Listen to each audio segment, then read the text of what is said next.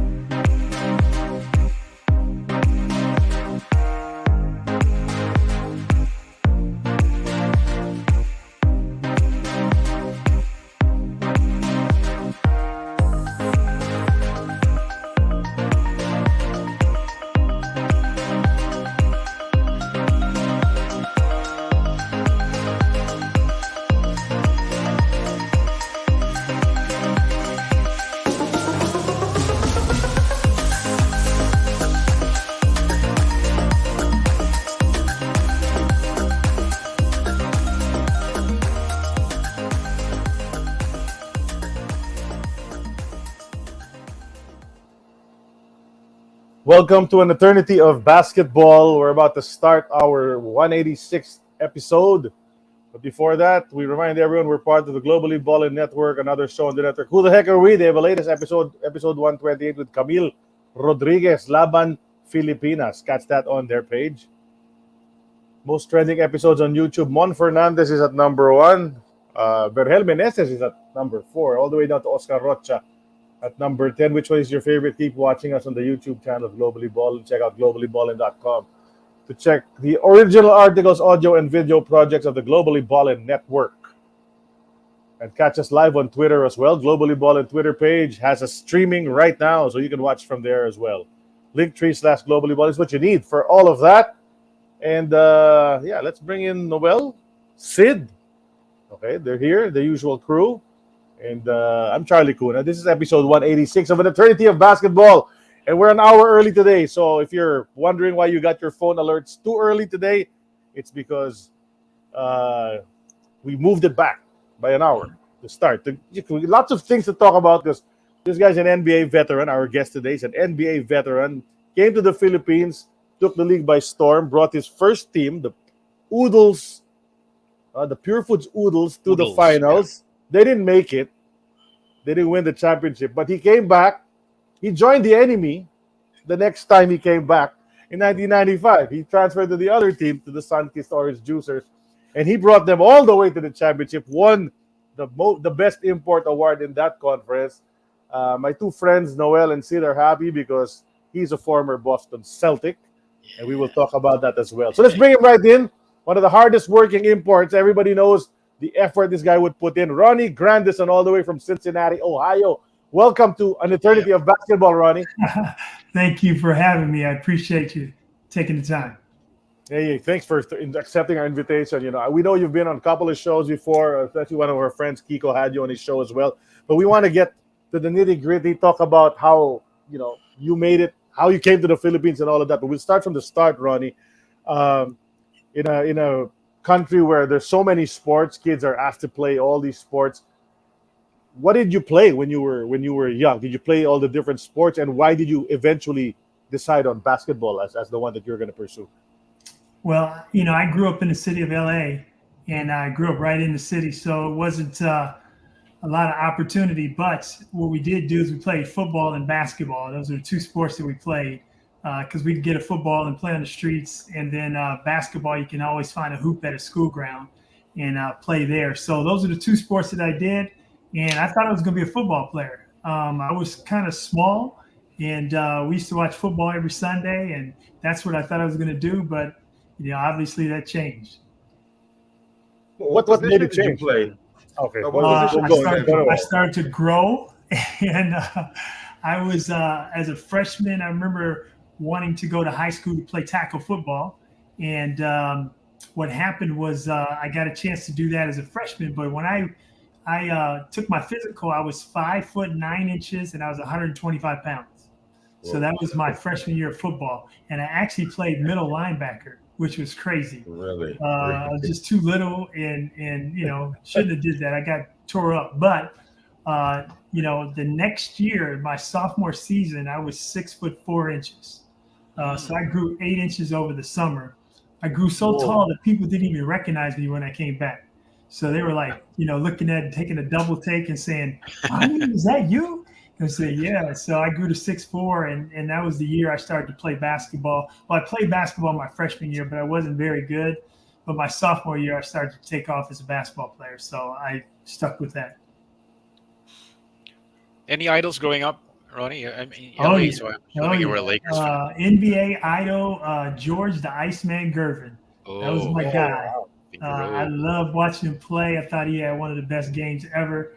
And, he's still, I think he was ahead of his time.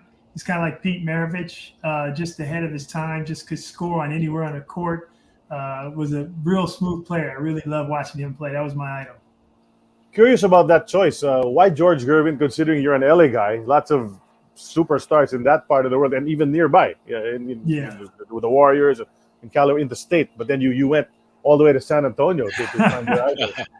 I don't know. I think I just was intrigued by his style of play. I remember him playing against the Lakers all the time, and I was a Laker fan at that time. And I remember him playing. I went to a game when I was in college, and he scored 30 in the third quarter, something like that. It was something crazy, and just was smooth. He didn't do anything very fast, just smooth. And I love that poster where he's sitting on the blocks of ice and he had basketball on the side. The Iceman. Yeah, iconic poster. Yeah. I remember he was my favorite player. They would put that poster in the stores beside the Moses holding the staff with the ball like that, right? Moses, and then you had the. You remember that one too? That's pretty good. Of course.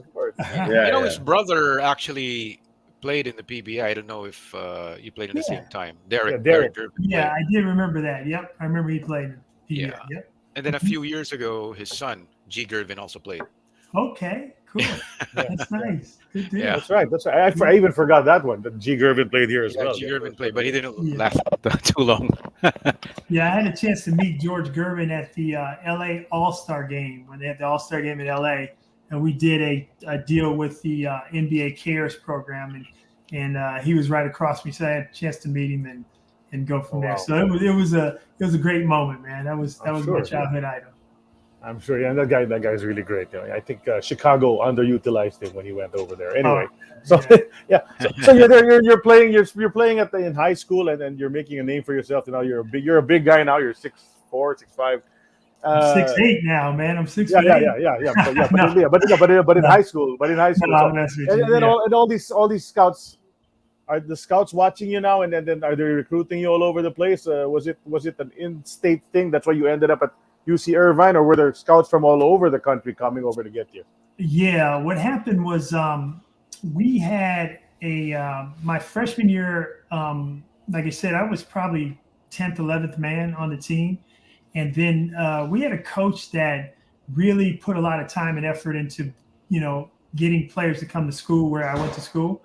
And we actually had one of the top teams in the country my senior year. And the amazing part about it is when I was a sophomore, I got a chance to see a gentleman. His name was Butch Hayes. And Butch was a really good basketball player. and he was recruited by every college in the country. And back then they didn't have any rules. So, they used to call him all the time. They would come to all our games. I mean, we'd have 20 scouts sitting in the stands watching Butch play. There was one scout that followed him around so much that we used to call him his daddy. That's your daddy following you, man.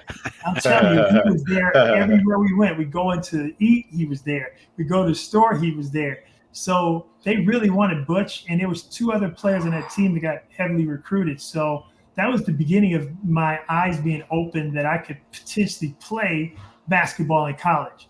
So basically just worked my tail off. And then my senior year, what happened is we had 4 seniors get Division I scholarships. We had 5 juniors get Division I scholarships and 3 sophomores. So we had 12 Division I scholarships on our team of 15 when I played in high school. And that's just unheard of. So we had a powerhouse group. Practices were crazy. We played hard. We went after each other. It was just a great situation at that time. So I got a chance to get recruited. I wasn't really the top recruited player on the team. There's another kid named Corey Gaines. You might have known him. He played in the NBA. Of course, yeah. And Corey also coached. He was another guy that was the top recruit in the country. He was one of those guys that every college recruited him. I probably had about 25 scholarship offers, but Corey probably had 200, 300 scholarship offers. He had he was from wow. You do know that Butch Hayes played here in the PBA, right? Yeah. For Manila Beer. Yeah, I remember that. I remember he played there. He played also in Australia. Butch was an amazing player in high school. He could play defense so well that he wouldn't let you get cross half court, and he would just do it with his feet. So he was just an amazing player. Now he kind of plateaued when he got to college, but I tell you what, in high school, he was one of the best high school players I've ever seen play the game. Yeah, and we remember him here as well. So how'd you end up at? You stayed home for your first college, right? UC Irvine. Why'd you choose that? I mean, it's more known for its academic reputation, right? Well, yeah, I was looking at going into engineering at the time, and we had a good engineering school. But I really chose Irvine because it was close to home. I grew up in a single-parent home. My dad left when I was 7. And, for the most part, my mom was everything to me, and I wanted to stay close. And that gave me an opportunity to stay close to home. I would have loved to have gone to USC. That was really where I wanted to go to school at. But for some odd reason, USC and UCLA only recruited the top, 2 or 3 players in the state of California. And so I didn't get a chance to go there. So I decided to go to Irvine. UC Irvine actually produced also one of the PBA players, if you guys know. Tony De La Cruz went to UC Irvine as well. The amazing part about Irvine, when I chose the school, it wasn't the best choice, I think, as far as I probably could have went to a better school. But it's amazing that they produced a lot of NBA players out of that school. Yeah, right. There were several of us that played in the NBA, and maybe five players that Scotty Brooks. Yeah, Scotty Brooks. Ben McDonald. I don't know if you guys know him. Bob Thornton. Bob Thornton's another guy playing. Bob Thornton, for the Sixers, and then Tom Tolbert. Tolbert too. Tom Tolbert. Yeah. So it was a lot of players that went to school there. They actually got a chance to play in the NBA. So it was a small school. They had a little bitty gym. It just wasn't that great college atmosphere, but they actually put out a bunch of NBA guys, so it was kind of nice. That's right. But after only 2 years at Irvine, you find yourself in New Orleans. What prompted that move? Yeah, that was tough because I kind of established myself down in, it's about an hour from my house, and was really looking forward to it, but things just didn't work out with the coach and myself. I was thinking about just quitting basketball and going to school, to be honest. But yeah, it was one of those situations where it was just frustrating, and I just didn't see the worth in it, but decided to keep going. And I actually went to Tulane University. I don't know if you guys know that. Tulane. And Tulane, I redshirted there, and they had a point shaving scandal. Yeah. John Hot Rod Williams. Yeah, Hot Rod, you guys are on it, man. Look at that. I was redshirting there, and the crazy part about it is when I was, the coach called us in for a meeting, and he said, "Hey, I just want you guys to know there's some rumors going around that we're point shaving and yada yada yada." So he was going on and on about that, and he said, "Look, don't talk to anybody, just send them our way." And I was like, "Okay." We were all looking at each other like, "Wow, this is ridiculous." So it was Tuesday, the next of that next week. Turned on the news. Some of the players running down to my room. "Hey, Ronnie, look at the news! Look at the news!" And they're like, "What?" And they had arrested Hot Rod. They had arrested another guy, David Dominique, and we're looking for a couple of other players. And I'm sitting here like, "Wow, man, this is amazing." So Wednesday, the next day, the head coach resigned, the athletic director resigned, the assistant coach resigned. I think one assistant stayed, but all the rest of the folks resigned. And I'm like, man, I transferred to a school and it's going downhill. So Thursday, I wake up to go to class. There's all these television trucks on campus, and I'm like, well, what is going on? And someone walked up to me and said, yeah, he said they dropped the entire program. So basketball is no longer being played at Tulane. And I'm sitting here like, what? So I was so, at first I thought it was going to be on probation. But then all of a sudden, we didn't have a program. And I'm sitting here saying, man, I can't believe I transferred to a school that all this stuff is going on. Yeah. So I went home, took a nap. I said, I'm just going to go to sleep, man. So I went to sleep. The phone rings. It's ringing like crazy. And I'm like, I wake up and I answer the phone. And it is the coach at Irvine was calling me to come back to Irvine. I mean, he knew in a matter of 2 hours, that the program was gone, and he was trying to recruit me to come back to Irvine. Wow. Without social media, huh? Yeah, exactly. No, just to put things in perspective, the phone then was really a box. It was really ringing. It was really ringing. Yeah. I mean, you can't turn it off. My world just turned upside down. I mean, I couldn't believe this all happened. So basically what happened was they said to the NC2A said, well, the remaining players on the team, they can go wherever they want. And I was able to, I went to New Orleans. I didn't want to make a big change. I got recruited by a couple of really big schools, Villanova. I got recruited by Arizona, University of Washington, some of those places. But I didn't want to make another big change, so I decided to stay at New Orleans and finish my career there. Okay, and obviously from that point when you're playing in New Orleans now, you get your feet back, into basketball after a year off, point shaving and all of that. And now it's different scouts now. It's NBA scouts who are watching your games now. Right? Yeah. And did you have any inkling when it was the time to get drafted that the Denver Nuggets were going to choose you? I did not. Again, my path has always been hard, and I've always had to work at it. Even when I was playing in New Orleans, my senior year, I was having a really good senior year. It was never really, hey, this team's looking at you, that team's looking at you. They were coming to look at a guy named Liddell Eccles. Do you guys remember him? Yeah. I played with Liddell Eccles, and he played here too. Yeah. Yeah. He was the number one junior college player in the nation. And he came to our school as a junior, and he was averaging 24 points a game and just could shoot it from, the half court. And he wouldn't play a lick of defense, though, but he could shoot it from wherever he wanted. And Liddell there was a lot of scouts coming to see him. And so didn't have anything right before the draft. Started to get some things coming my way. I had heard from our public relations guy that the NBA wanted some game fill on me because they thought I would be a sleeper in the first round. And I was like, I couldn't believe that because I just never heard anything from anybody and just didn't know. But, I went to the 2 pre-draft camps. There was 3 pre-draft camps. There was one in Chicago, one in Portsmouth. I think they still have both of those. Yeah. There was another one in Hawaii. They would have one in Hawaii. And there was the top 120 players at Portsmouth, the top 60 players in Chicago, and the top 20 players went to Hawaii. And so I, doing the math, I was like, it's got to be the 3rd round. Got to be at least the 3rd round. And unfortunately, that day was not as exciting as I thought it would be. I was pretty disappointed I got drafted in the 5th round to the Denver Nuggets. But, now looking back on it, I'm thankful I even got drafted, man. Yeah. Right. Yeah, you were at number 100, and just to mention, just to mention the other PBA imports in that same draft: Dennis Hobson, of course, number 3. Tony White. White at 33. Tony White, New Orleans. Vincent Askew. Yep, Vincent. Yep. As well. Terrence Bailey. Yep, I remember him. Andrew Kennedy. Okay. Jamie Waller.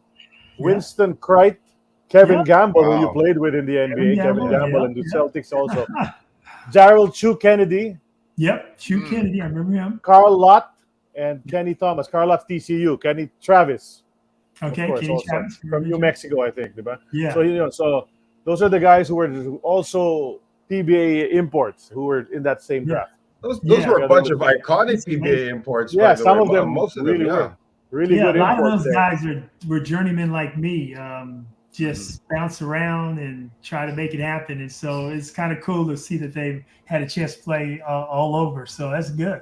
It's great. Yeah, and the Pinoy fans remember those guys as well. Now's the perfect time, guys. Let's enter the first segment of our show. It's called the Time Capsule. Time Capsule is brought to us by Fitbit. Go, Noel. Brandish that Fitbit. It helps everyone in the world get healthier, from counting your steps to giving personalized insights on your heart rate and sleep patterns. Log your exercise and access great tools and content on the Fitbit Premium, all on the Fitbit platform. Check out all their products on Fitbit.com. Feel I'm the actually power. flexing my biceps. All right. So we're gonna enter the time capsule now, prepared by Mr. Sid Ventura. Wow. That's crazy. Where'd you guys get that from, man? We just found it lying around somewhere. Got snitches all over the world. Yeah, look, no hair now. Look, no hair now. I know. This is a different person. This guy looks like a linebacker. This guy can play football on the screen right now. I mean, it's a long way from there. But this was your graduation photo?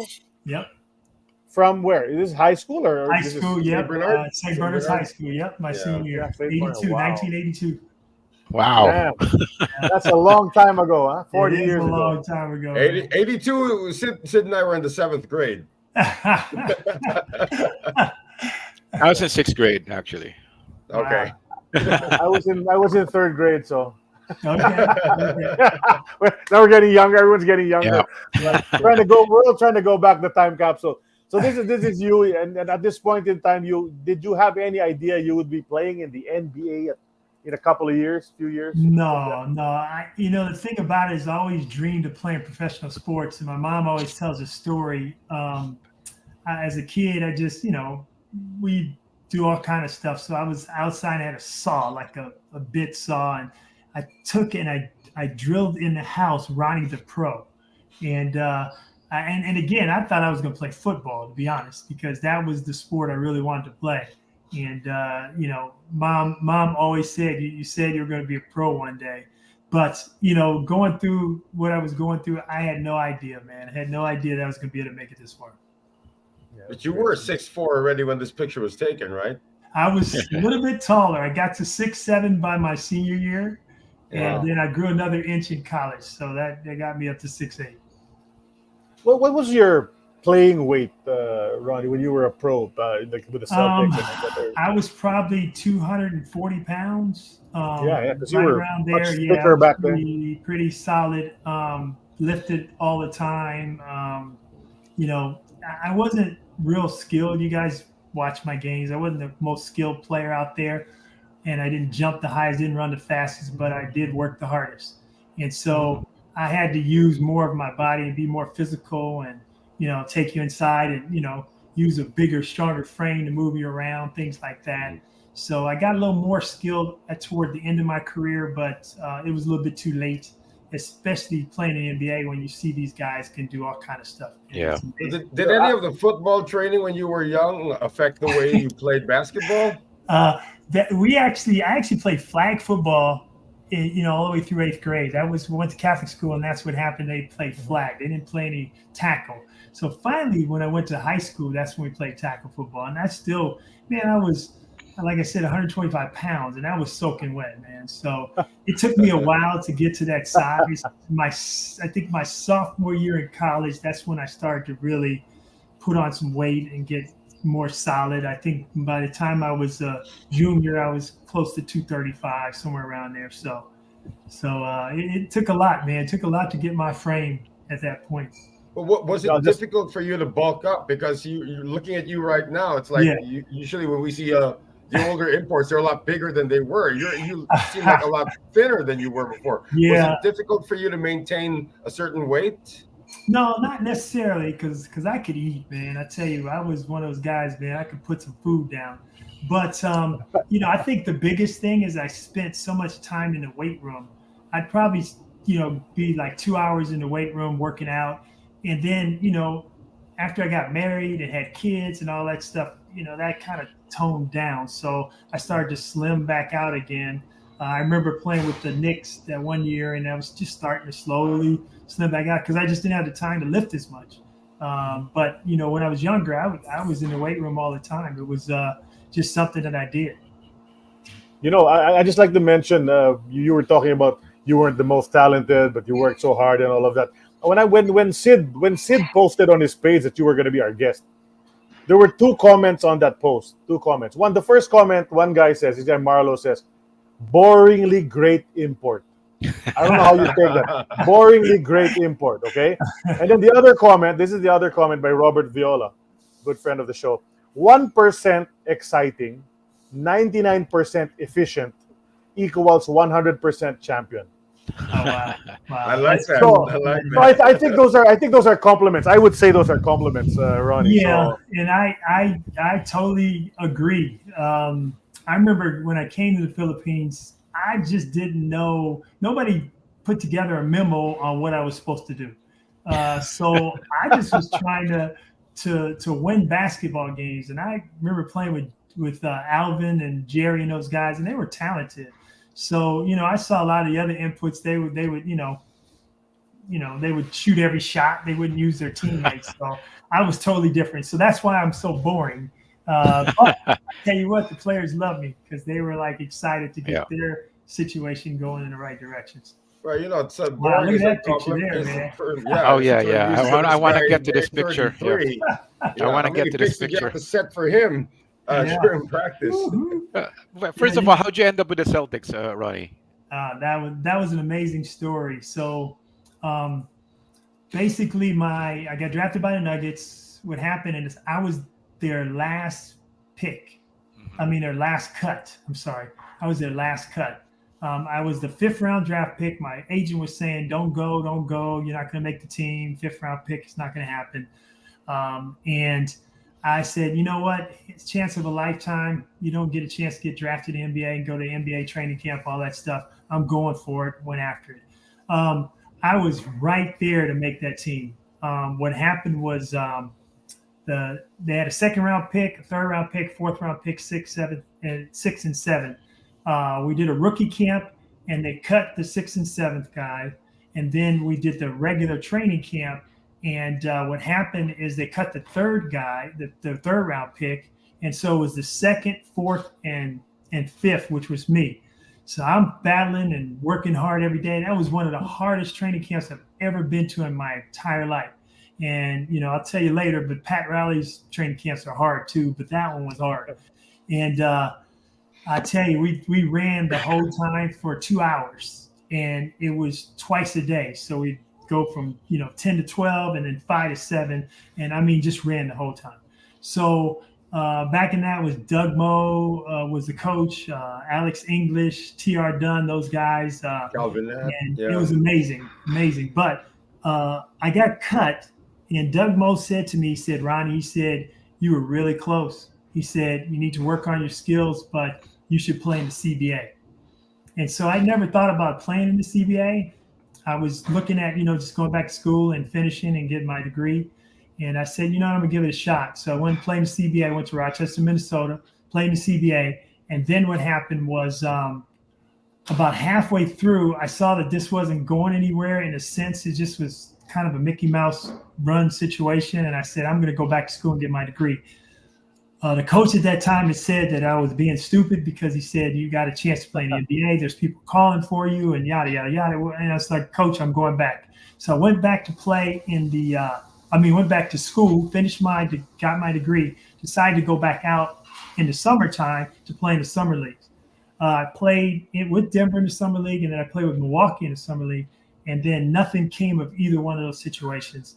About 3 weeks before training camp was about to start, I get a phone call from my agent. He said, hey, I just want you to know that the Boston Celtics would like you to come to their training camp. And I was like, wow, the Celtics. And it was crazy because I was an LA fan, and I couldn't stand the Celtics. And I'm sitting here saying, there's no way I want to go out there and play the Celtics. But, opportunity, man. I'm like, no, I'm going. I became a Celtic fan really fast and decided to go out and do the deal with the Celtics. And, the amazing, it was another miracle that I made the team. What happened was Gerald Patio, Brian Shaw was their first round pick. Gerald Patio was their third round pick. And they brought in Ramon Rivas, who's standing in that picture there. Temple, yeah. And they brought in Ramon Rivas and myself and another guy named Enos Watley. So they just had about, I think it was 16 or 15 people in training camp, or 14. It was actually 14. And 12 were going to make the team. So the two that was looking like weren't going to make the team was myself and Enos Watley. Well, I go to training camp, played as hard as I could, did all the things. But, when you got to the exhibition games, I didn't play. They were giving Gerald Patio a grand opportunity to play. And, of course, Brian Shaw was going to play. He was going to, be their point guard. So basically what happened was we went to Spain that year. That was the first time we traveled up to Spain to play in a tournament against the Spaniards, and came back. The next day we had an optional practice. So it was 4 days before cuts. We had an optional practice. So I'm there, of course, I'm like, I go to everything. And Gerald Patio just knew he was going to make the team. So he decided to go look for an apartment, use that day to go look for an apartment so he can, find a place to live. And so Chris Ford at the time was at the optional practice, and he said, where's Gerald? And I don't know where he is. And somebody said, well, I don't think he's coming. He went to go look for an apartment. And so he called Jimmy Rogers on the phone in the training room, and Jimmy Rogers was our head coach.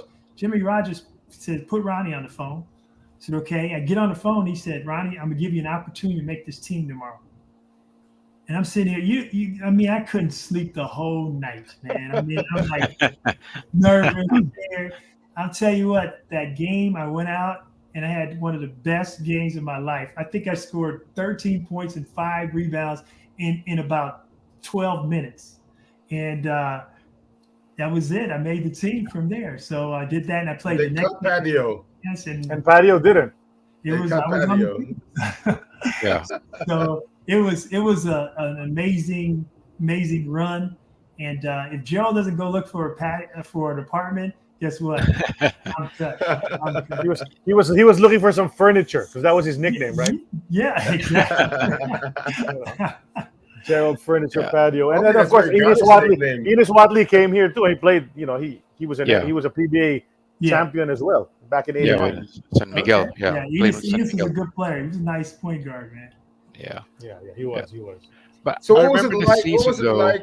With playing with that guy in 33? I mean, I'm sure he trashed talked his way to your head. You should be asking him what it was like to play with me. No. Yeah. Hey, if you can get him on the show, we'll ask him that for sure. Help us get him. Amazing. That was one of the best experiences I had in my life. I was glad I was a rookie playing with the Celtics because I got a chance to see how it was to be done right. Not every NBA team operates like a storied franchise like the Boston Celtics. And then there was veterans on the team that, have been to the playoffs, they won championships, all that stuff. So we were focused and serious about what we did. I was excited just to get a chance to learn. But, like you said, rubbing shoulders with Larry Bird was just amazing. he was one of the hardest working dudes I've ever seen in my life. And it was funny because, I was the guy that used to, stay the longest after practice and come early and all that stuff. So I had this thing that I was going to beat Larry to practice, and I was going to stay longer than he stayed. I didn't get the one where I stayed longer because Larry would shoot for 3 hours after practice. Wow. I mean, he would be in the gym so long. It just was crazy. But it's funny because when I, as a Laker fan, couldn't stand the Celtics, couldn't stand Larry Bird, but just when I got there and met him and saw what he did, I mean, I have so much respect for him and just the way he played basketball. He was really self-made. I'm telling you, he worked at it. There's a lot of guys that are so talented, they don't even really need to do anything. Larry, of course, was great talent, but he worked so hard to get himself to the position he was in. It was just something to see and to follow after, and it was great. But that season, though, 88-89, Larry got injured, right? He only played 6 games. Yeah, he played 6 games. Yep. And what happened is he had his heel surgeries. He had bone spurs in his heels, and it just was bothered him so much that he couldn't move. So he had that. That helped me because I got a chance to play more than I thought I would. I didn't think I was going to play very much as a Celtic, and but when Larry went down, I got a chance to get out there and I played, I think, 72 games. So yeah, 72. Probably when you moved to the Celtics, one of the most iconic figures that you might want to meet there is Red Auerbach. So did Red Auerbach frequent your practices, and you get to meet him, get to talk to him? Yeah. Funny story. So I'm in a locker room. I'm sitting next to Larry Bird on one side. On the other side is Brian Shaw. And Red Auerbach used to come after the games. And what he would do is he would, go around the locker room and congratulate everybody or whatever, if we won. If we lost, we wouldn't. But he would walk by and congratulate everyone. He would go right by me. He wouldn't even shake my hand. So he'd shake Ryan's hand, and then he'd go to Larry and shake his hand. So I guess that was a way that I had to earn my respect as a Celtic. And so there was one time he said something to me. He never said a word to me, talking to everybody else but me. But there was one time he said something to me. I got a chance to play in the 3rd game of the season against the Washington Bullets at the time. And it was funny because what happened is Coach Rogers was going to put me in for Kevin McHale to give him like a 2-minute blow in the 4th quarter. So we started the 4th quarter, and then he sent me to the scorer's table. I went in to go for Kevin McHale. And what happened was it took me a long time for me to go into the game. So there was a TV timeout at 8 minutes. And so I was sitting at the table the whole time. And so Coach Rogers didn't want to, okay, Ryan, go back to the bench and, we'll keep Kevin out there. So he put me in with 8 minutes to go. And I scored with the last 4 minutes to go, the last 6 points of the game to win the game. And I got a steal. And what happened is I got the ball, and I didn't go to shoot the layup and I had a clear layup, but I didn't go shoot the layup because I was trying to run the clock out. And so when I stopped to try to not go to shoot the layup, I slipped. And I almost turned the ball over, but I got up and regained possession. And I had these shoes, they're Wilsons. And you can probably see it here. They have a W on that black deal. Those are Wilson shoes because Wilson wanted to try to break into the shoe market.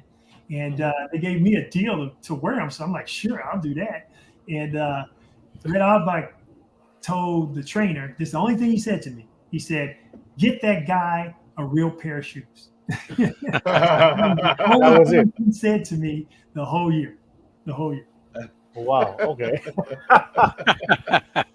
So no cigars for you from no, not at all, man, not at all. But it was great. One of the awesome things about it is when I was playing one time, I think we were playing against the Pistons, and I was standing at half court, and we were in the Garden, and I saw Red Auerbach, I saw, Bill Russell, John Havlicek. They were all sitting in a row next to each other. Tommy Heinsohn was on the radio with Bob Cousy, ML Carr, all these Celtic greats. I looked up in the banner. They had all the championships, and this was in the old Garden. This was the one that they tore down. But it was amazing, man. That was just an amazing experience, and I'm thankful that it was the Celtics. Really, I really am. That's something that'll stick with me for the rest of my life.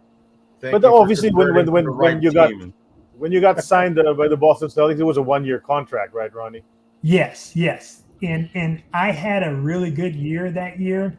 They weren't expecting me to do a whole lot, and I got a chance to get in some games. And there was actually 2 games that I won the most valuable player of the game. And I also had some surprise situations in February. I was averaging, I think in the month of February, I averaged maybe 8 or 9 points a game, which, again, they weren't expecting that out of me. And I was the guy that did all the dirty work. So it was good being on the team. And at the end of the year, Jimmy Rogers came to me and he said, Ronnie, I just want to let you know that one of the bright spots of this season was you. And he said, we didn't, of course, we lost in the first round to the Pistons that year. He said, but one of the bright spots of the season was you. And he said, just, we want you to come back and yada, yada, yada. So I was excited about coming back and putting another year because I learned so much. But they drafted a guy named Mike Smith. I don't know if you guys remember him. Yeah, of course. Brigham Young. BYU, right? Yeah, BYU. Yeah, and he didn't really turn out, but he played the same position. And I remember Jimmy Rogers giving me a call and said, man, he said, I'm sorry, you really did a lot for us, but we drafted right in your position. It'd be really tough for you to make the team. So I tried to go somewhere else. That's when I started bouncing around. Are you still in touch with some of the Celtic teammates that you had at that season? I talked to Ramon Rivas. We were tight because we were rookies, and that was when we used to, they used to have where you room together, and then they started giving people separate rooms, and they had told us, hey, if you want your own room, you got to pay for it. And I told Ramon, I said, man, we need to room together, man, because I don't want to have to pay for these hotel rooms. It makes no sense, man. We're just going to play basketball. And so Ramon and I roomed together, so we were pretty tight. We kind of, separated a little bit, but he was probably the best guy, or the guy in the most. Brian Shaw's another one. Brian Shaw was pretty tight. Kevin Gamble too. Right. Kevin Gamble was Kevin Gamble joined you guys, I think, mid-season, right? Yeah. It was right around Christmas. Right after playing here. Amazing. Getting cut here. Yeah. He didn't play at all. I mean, I played, but he didn't play at all. And it wasn't until Dennis Johnson had a really bad ankle sprain that they decided that they were going to start Kevin at the 2 spot. And Kevin, it was the last 5 games of the season. Kevin averaged like 25 the last 5 games. Right. Yeah, I remember that. He just went off. And I was so excited for him because if he don't play those games, Kevin's not on the Celtics, and he doesn't have a career yet. Yeah. So I remember because he was cut by Añejo or Ginebra here. Okay, he only played like 4 or 5 games, and then a few weeks later he signs with the Celtics. So there were some newspapers here. Their headlines were like, "Import rejected by Añejo, signs with the Celtics." Imagine that. Yeah. It's usually the other way around, right? Yeah, exactly. But no, Kevin. So Kevin was pretty tight with him. So, but the older guys, they were more, Larry and those guys, they were older than us. So, yeah, took you a few years to get back to the NBA. In the meantime, you were playing CBA basketball. You played for several teams. This is the one photo we could find from your CBA for Omaha. You mentioned Rochester. You also played for lacrosse, Rockford. Throughout your career, you were going CBA and all of that. But but you eventually find your way back to the NBA. Just a few games for the Charlotte Hornets. How does that happen? You're playing the CBA. They call you up. Yeah, they called me up. That's the big deal when you play in the CBA. You got a chance to move up to the NBA, and I was one of those players that I felt that I had to stay in front of coaches and things like that. So, a lot of players went overseas to play. They went to Spain and Italy and all those different spots, but I stayed in the CBA. The other thing is I needed to develop. What happened is I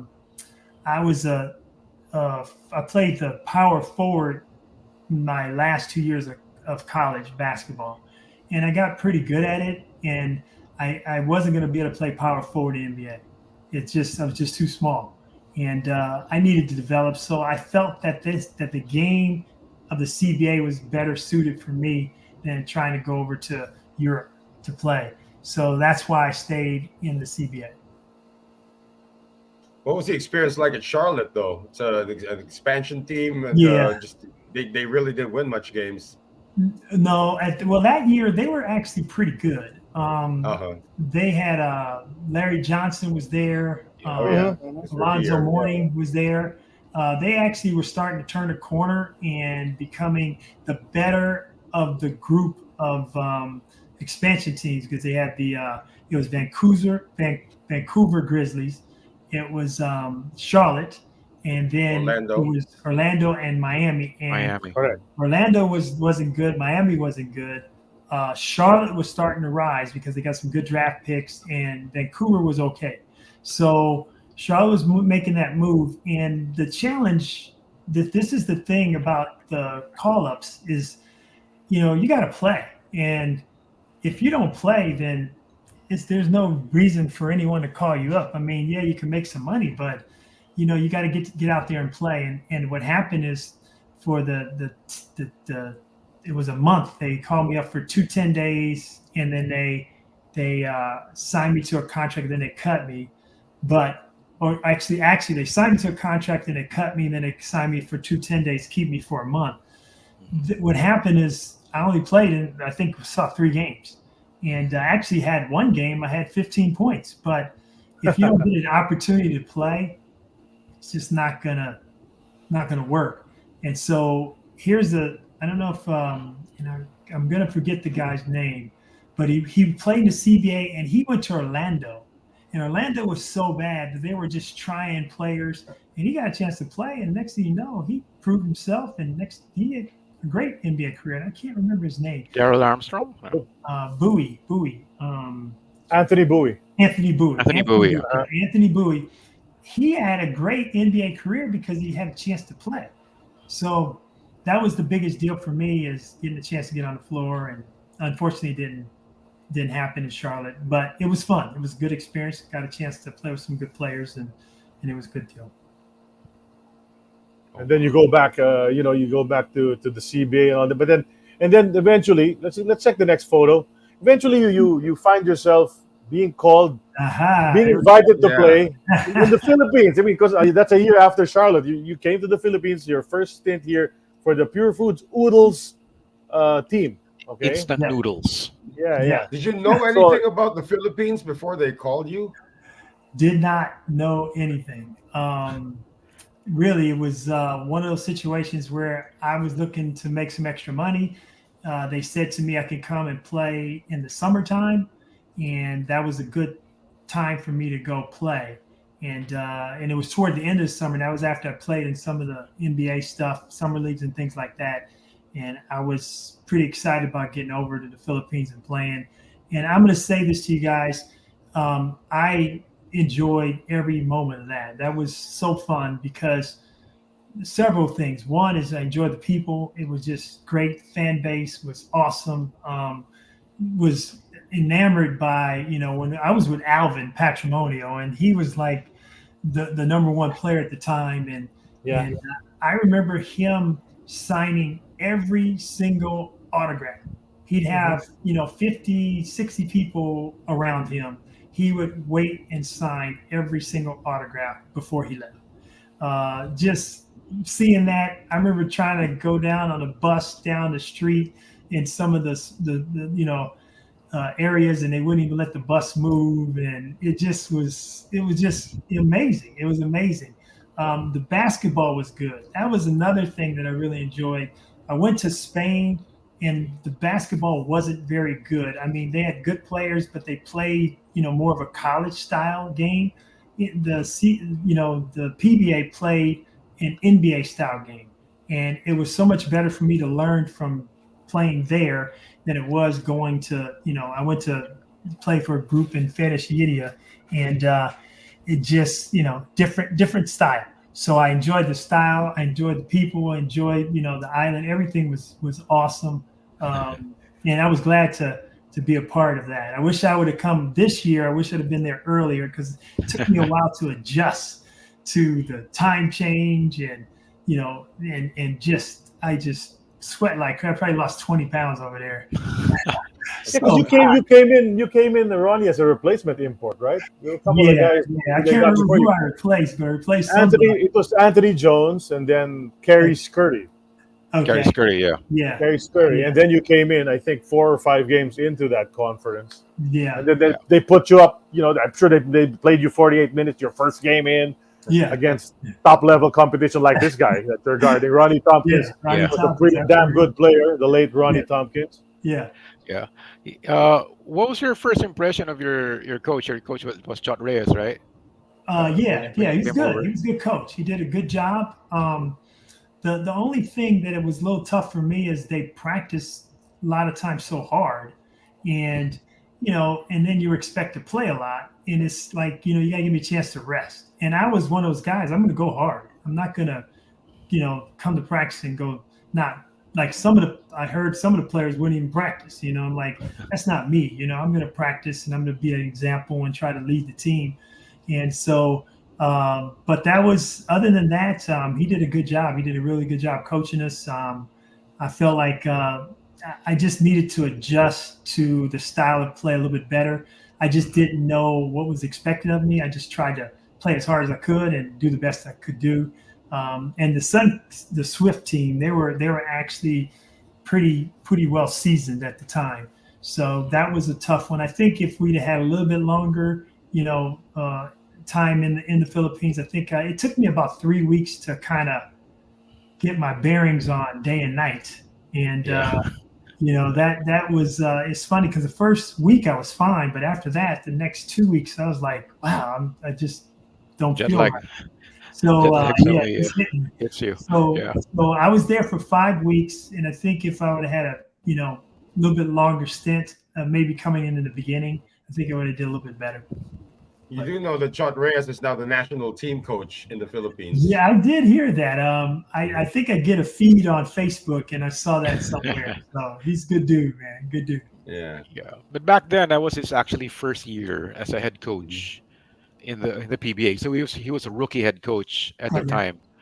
Yeah. So but I wanted to ask you, when your first game in the PBA, maybe first 2 games, who was the player who welcomed you to the PBA with a hit or whatever, forearm, right chop, elbow? Yeah, I don't remember. I will tell you this story. And you guys might have remembered this, but this was when I was with Sunkiss. I was at half court, and I can't remember who it was. I'm trying to remember the team. But one of the guys, I was just sitting at half court, and they do the tip ball, and he just laid me out with an elbow. So I turned around, I just slapped him right in the face, man. And I'm like, and the ref gave me a tech for it, and I just remember feeling so bad because I've never done that in my entire life playing basketball. But it was just a reaction. It took a Filipino to get you to react, huh? Yeah. To do that. And it's funny because I remember that, they would put the Filipino on me, and they would, foul me hard and all that stuff. And it just came out of me. So that was, but I don't remember the first person that welcomed me to the Philippines. But do you remember the locals who, guarded you really well? Remember any? Yeah. I mean, I don't remember all the names. I know Swift had a good guy that guarded me well. He's about 6'8". I can't remember his name, but he was a pretty good, decent player, and he just defended me the whole time. I was a banger, though. I loved the the physical side of it. I started to develop an outside game toward the end of my career, which was good. But to me, the more physical, the better.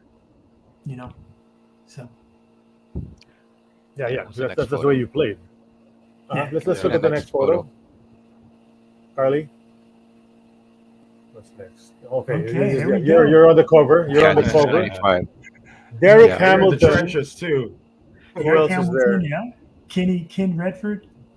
Redfield on the right. Kenny Redfield on the right.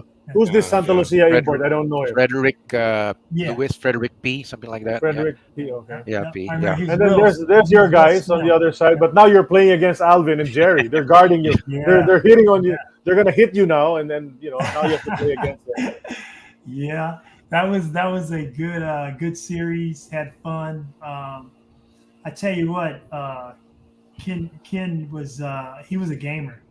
I remember several games we'd be up the whole time. He would miss 11 threes in a row. And the next thing you know, he hit the next 4. Just was amazing. Just knew how to play.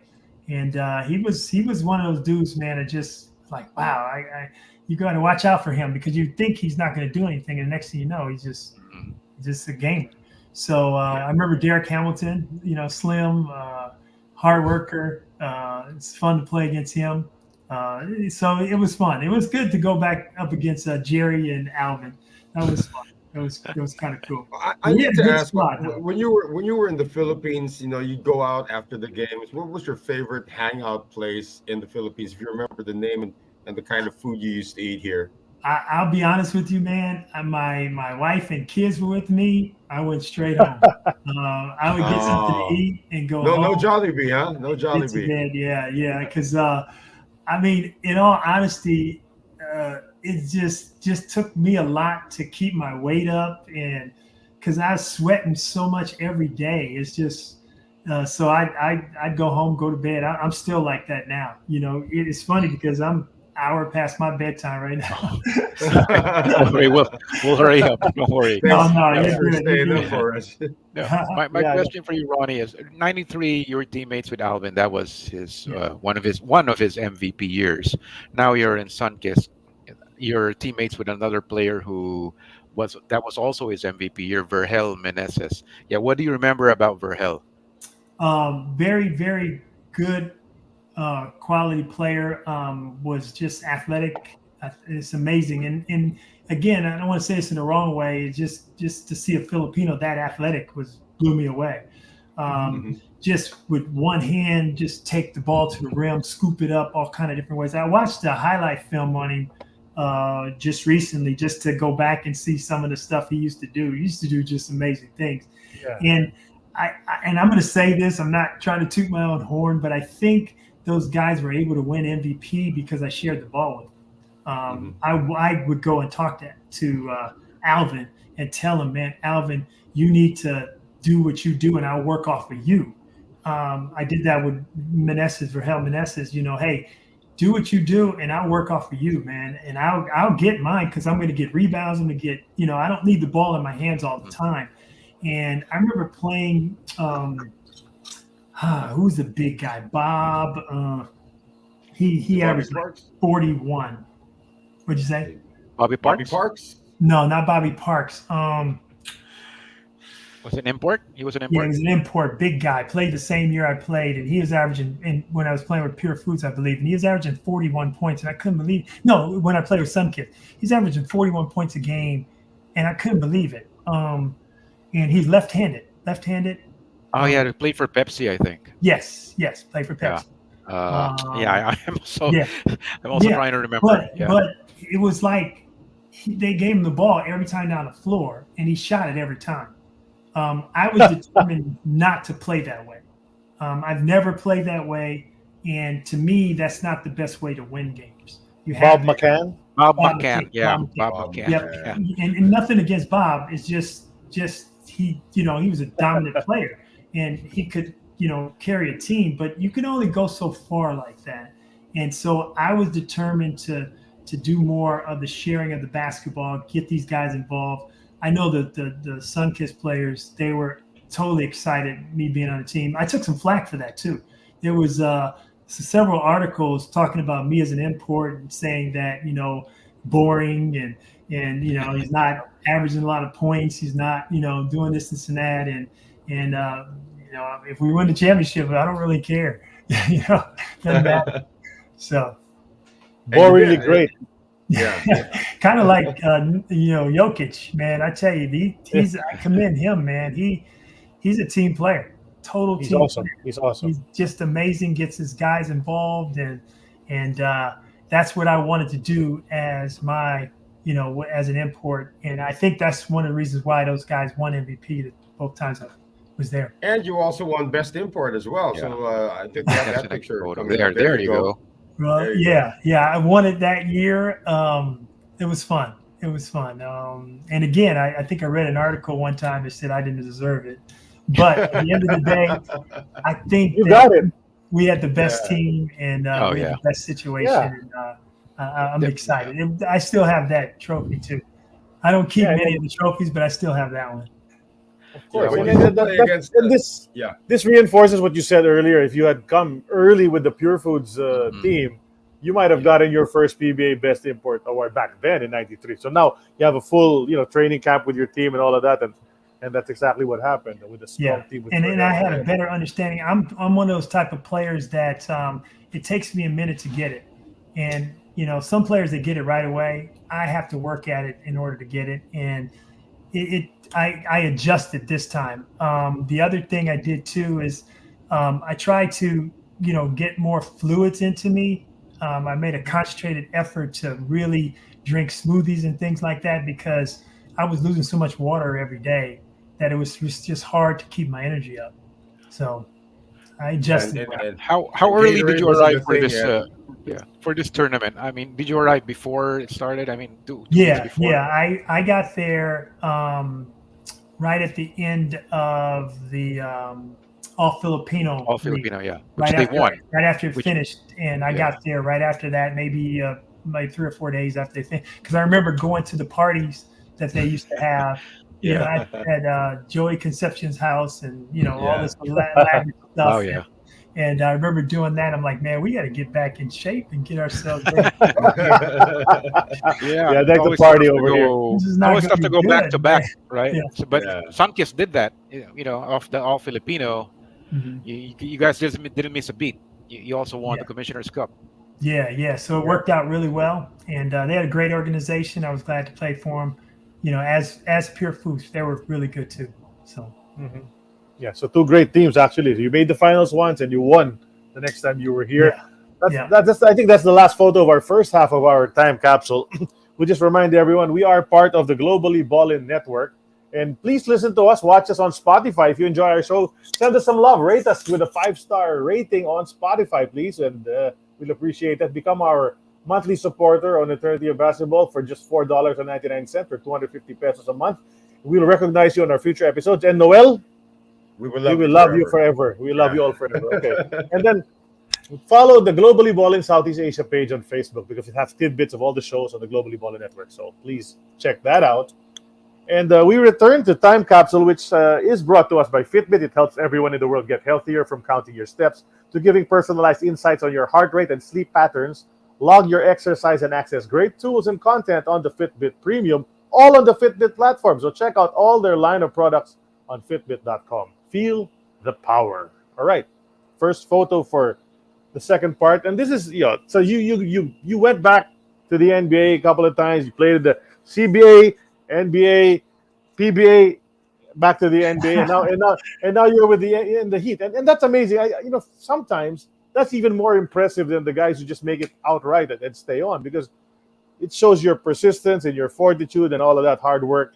So the Heat came a calling. What happened there? And before that, the Knicks also called you. So what happens? So you're playing, you get calls, and then you just run over there and then put on that uniform.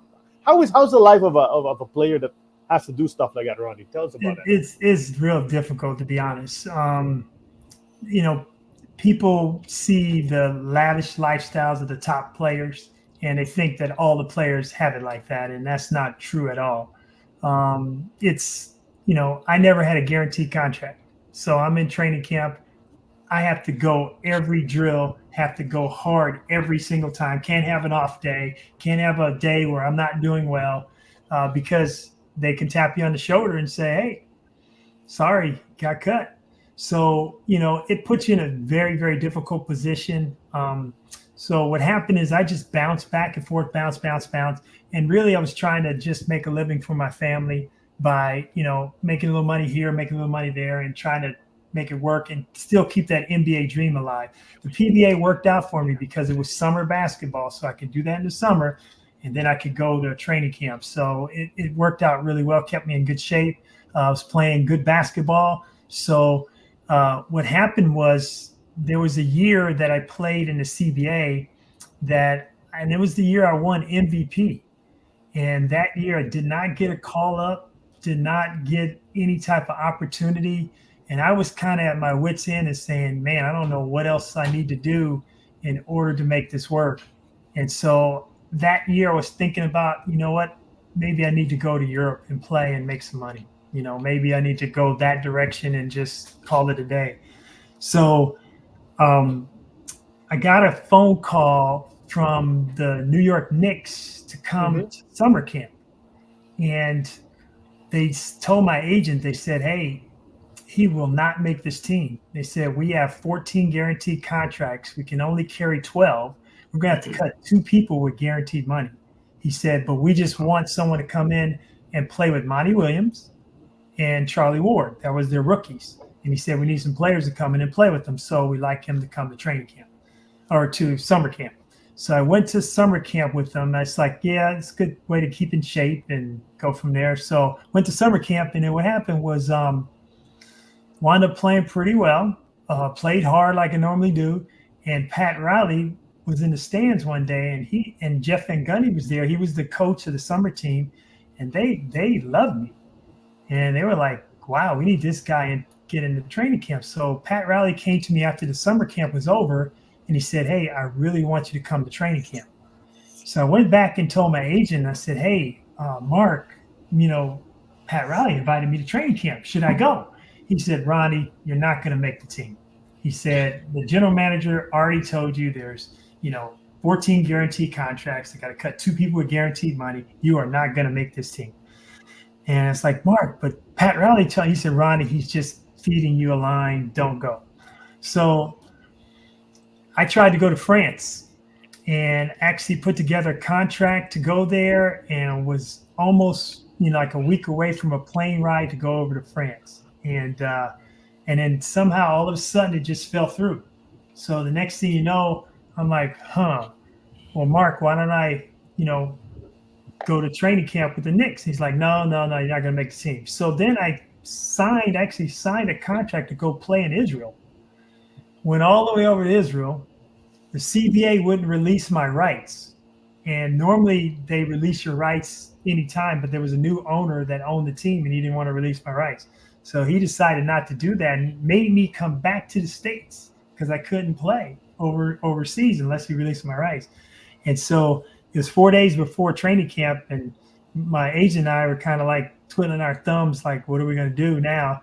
I said, well, why don't we just go to New York? Think they'll take me. And sure enough, New York said, yeah, well, you can come to training camp, but you're not going to make the team. Long story short, I made the team.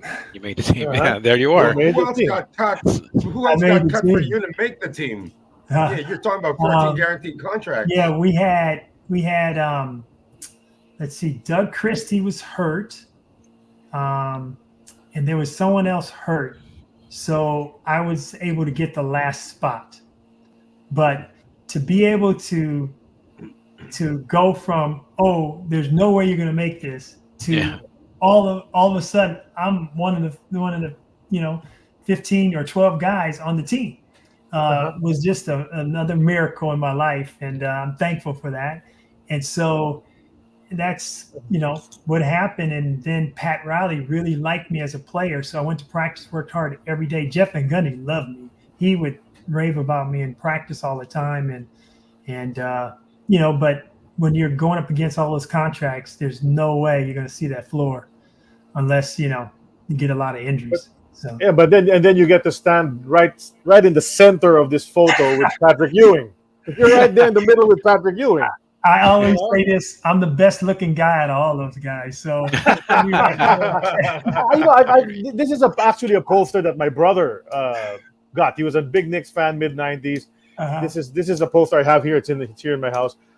There's one guy I can't identify. The number 25 guy. Can you see him? Do you know who he is? Yeah, that's Anthony Tucker. Played at Wake Forest. So only guy I couldn't identify. I looked at the roster of the Knicks even on online, and his name's not there. So who's this number 25? If you search it number 25 for the Knicks, he's not even there. So I don't even That's amazing. But the rest of them, we know them: Oakley, Derek Harper, Anthony Mason, Hubert Davis, Herb Williams. You got John Starks, J.R. Reed, Gary Grant, Brad Lowhouse, Willie Anderson, and the little guys, Charlie Ward, right? With the light, with the light is. So go New York, go. Yeah. Yeah, so it was a great experience. That's when I developed a relationship with Pat Riley. Great coach, best coach I ever played for. Was a technician. Was really on top of everything. Had practice run. We have 3.5-hour practices, and it was amazing because you went from drill to drill that you didn't even recognize it was that long. But he had everything laid out. Everything was professional. I know why. He went down to Miami, and that's when he took me down there with him. So that's why I was able to play with the Miami Heat. He was a great coach and turned that whole program around, because that program had made the playoffs once. And next thing you know, he turned it around where they're in the playoffs every year. And Eric Spoelstra was the video guy when I was there. Yeah. Isn't that amazing? To go from the one of the best head coaches in the NBA right now. You do know he's Filipino, right? You know that, man. Too. So, good dude, man. Did you have conversations? Did you share conversations with Eric Spoelstra about your time in the Philippines? I talked to him about it. We didn't get too much yet because they had him running like crazy, man. The video side of basketball back in that day, because that was all like manual work, really. Now it's so much easier to edit video, but back then, he was working his tail off. So we didn't have too much time to talk about it, but I did mention to him I played in the Philippines and stuff like that. So. Yeah, I think we skipped the photo when we jumped here. Just very quickly, can we just go? Yeah, I just wanted to show this one. Okay. Yeah. So these were your teammates back then. Boybits, Victoria, Vergel, Zaldi, and Boybits passed away recently. I don't know if you knew about that. No, he did. A couple of months ago. Okay. Yeah, I'm sorry to hear that. Yeah. And then on the other side, Alaska back then, they were the team on the rise. Okay. After this season, they scored a grand slam. They won three championships, conferences. Yeah. What do you remember about going up against Johnny Aberlientos and he was amazing. If he was taller, I think he could have probably had a shot to play in the NBA. Just was too small, but at the end of the day, he could shoot it, handle it, pass it. He did everything. He was just one of the ultimate point guards, and he would keep his team in the game the whole time. Controlled the game really well. I thought he was one of the best players in the Philippines, to be honest. He actually did went on to win MVP in '96. Yeah. The shortest ever MVP winner up to now. Yeah. How about this guy, Lastimosa? You remember guarding this guy? I remember JoJo. Yeah, I remember him, man. I remember his game. He was tough, hard-nosed guy. That's pretty cool. I'm looking for. Okay. Yeah, that brings back memories there, man. Yeah, William is actually one of our. William also guested with us last year, I think. He's actually now in New Jersey. Okay. He's based in New Jersey. Yeah, Yo-Yo's based in New Jersey. Yeah. Hey guys, let's take a short while to let's bring in somebody. Carly, can you bring our friend in right now? Let's put him in. Hey, Coach. Coach Derek. Coach Derek, how you doing? Good. How are you? I'm good. I'm good. It's good to see you. Been a while, man. Yeah, it has been a while, man. What you up to, man? What are you up to? Right now, well, just chilling out. I just finished my contract with the LaSalle. I was back in coaching college ball. Okay, so you're coaching, huh? That's cool. Again, yeah, but right now resting. Coach Derek, what memories does Ronnie Grandison give to you when you see him right now? What are the memories that you have with him? Well, he's a hard worker import, and during the time that he played for us, Vergel was having an MVP season that time, and he was willing to, he's not the typical import that I have to have the ball, to get there. But he just be a supporting cast for Vergel. But when it's time to score and I need him to do something, he does it for me. Right. Yeah, that's exactly what he said. That's what he remembers. Yeah, Coach, they say he's a boring import. Do you agree? He's a boring import. He's he's boring.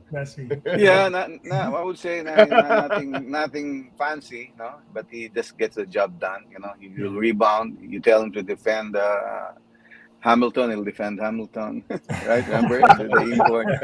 He defends quicker import. He defends the smaller Filipinos. He'll do everything for you. You just tell him, and he'll try to do everything. He'll try his best to come out and work with it. Have you guys communicated, seen each other since 1995? No. This is this is it, huh? Okay. First time, man. Yeah. First time. It's another reunion here on AEOB. We made it happen again. So. Yeah, that's cool. How about you, Ronnie? When you see Coach Derek Pumaran right now on your screen, what memories come back to you? Oh, I remember he was so calm and cool. Shelton used to yell a lot, man. He was like, but he still does here, man. He was smooth. I liked the way he coached. Had us play really well together, and I'm just glad I had a chance to get to know him and play for him. It was fun during that time. So, but he was calm and cool the whole time. Coach Derek, just one, thanks for dropping in. Pero what's one Ronnie Grandison story that you can share with us? Okay, he hasn't told us yet. Well, we played a game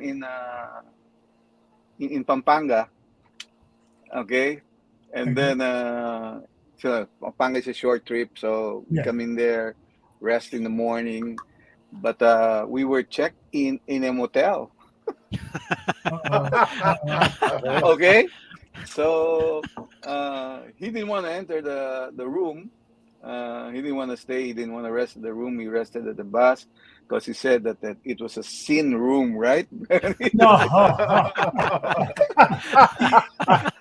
Remember that? Because it's a motel. He said it's not a hotel. So, That's funny. Weird things happen there. It's a very sinful room, so he doesn't want to stay there.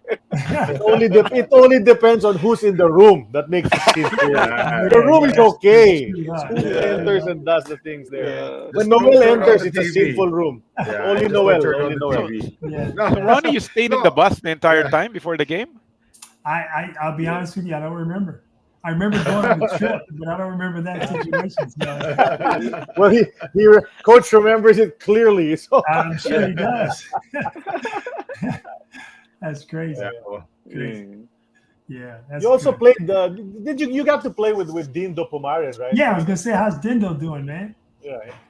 He's doing well. He's doing well. Tell him I said hello. Yeah, sure. Yeah. I think he played for Pure Foods first, and then you guys played for Pure Foods, and then we got him to play for us. For Sankis. He switched teams. Yeah, I remember. Eventually, Ronnie Tompkins also played for Pure Foods, right? Eventually, so it's like they switched. Okay. Yeah. And they played against each other, I think, when Ronnie was in Pure Foods then. Yeah. Back then, right? Yeah. We did. Did you play in the finals with him against Tompkins? Finals against Tompkins. Yeah. 93. He was amazing. He was just a good athlete. Blocked shots. Dunk on you. Didn't do a whole lot, but he just changed the game. So it's kind of cool. Yeah. Intimidates. He's strong, right? Yeah, he's strong. He can just block anything. He's if you went up, it's gone. So. Sometimes he goes crazy. Yeah. Yes. because of people, crazy, right? because of people like Ricky. Anyway, sige. So Ricky Relon. No, coach. I'm just gonna ask. Sorry. Yeah. No, I was going to ask. You had Ronnie Grandison on your team also. Where do you take him out to have dinner? I mean, what's his favorite chill spot when he was with you guys? I mean, you taking the usual spots or the unusual spots? I mean, the regular, the family restaurants. Yeah. Everything's consistent. It's like these two guys talk before we Yeah, That's exactly, the first man. time I've seen Ronnie. We haven't seen each other in so long, and he has all the answers. Yeah. That's crazy. Well, thanks a lot for dropping in, Coach Derek. We really wanted to make this happen. Let Ronnie see one of the old guys that he had back in the day. Yeah. But I want to come Are we back getting old, and Ronnie? visit, man. I really do. I want to go back and visit, man. You should soon. Yeah. You should really bring your family again. I mean, Manila's changed so much since the last time you were here.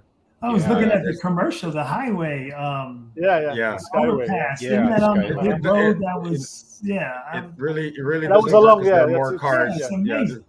Yeah, there are more cars than I'm people going to in do Manila. that, guys. I'm going to do that. I'm going to look all you guys. Plan to come over, Ron, and you do a lot of basketball trading and all of that. So maybe you can set up something over here. It's a good time, actually. We could do something like that. I'd love to. Do you know that the basketball World Cup's going to be here in a couple of weeks? It's going to be held here. So I didn't the know US that. teams, US team's coming over to play here in the Philippines. Okay, I didn't know that happens on August 25. So so nice. Harold nice. Keeling. You still have time to fly over. Book your tickets now. No? Yeah. Eric Spoelstra will be here, right? Eric Spoelstra said he's coming. Anyway, before we let you go, Coach, any words for Ronnie before we? Of course, I'll connect you after this, but Yeah, well, Get that good rebound, to see you, huh? Ronnie. Good to see you. I think Good I'll to start see to you too, connect. I'll get your contact number with Charlie here, and then probably we'll stay in touch. Okay. Yeah, Are you let's do still that. in basketball? Yeah, I have a sports training facility now, so I've been doing that for the last 20 years and working with kids. Oh, all right. I'm starting to slow down on as far as what I do with it, but I'm more on the back end. But I got coaches that work for me and things like that. So just giving kids opportunities to play. Okay, so no big time, no NBA Connect or whatever. College team. No, Nothing. just the average kid that has to work hard like I did. That's who I work with. So. Nice. Okay. Okay. Maraming salamat, Coach. Good to see you. Thank you so much, Coach. Okay, so see you soon, Coach. Ingat. Thank you so much. Well, that was a pleasant surprise, man. That was cool. It's like that show, This Is Your Life. The funny thing is when you're going through it, you don't, how would I say, cherish it as much as you should. Now that you look back, you're like, man, those are some great days. It's like same with the NBA. It's like, you kind of are going through it. You think you're supposed to be there. And then you look at it and say, how in the world did I ever get to play in the NBA? So it's amazing. Yeah, how in the world you had to fly like halfway around the world just to play basketball, right? Yeah, no. That was the longest flight to the Philippines. That was the longest flight I've ever been on. So it was amazing. Right. Well, so thanks to Coach Derek for dropping in. Let's just continue with the time capsule, Carly. What's the next photo? Just a few more. After this one. Look at those names. Yeah, here you are. So your career, you play basketball and you work hard, and then eventually, you get named to the New Orleans basketball top 50.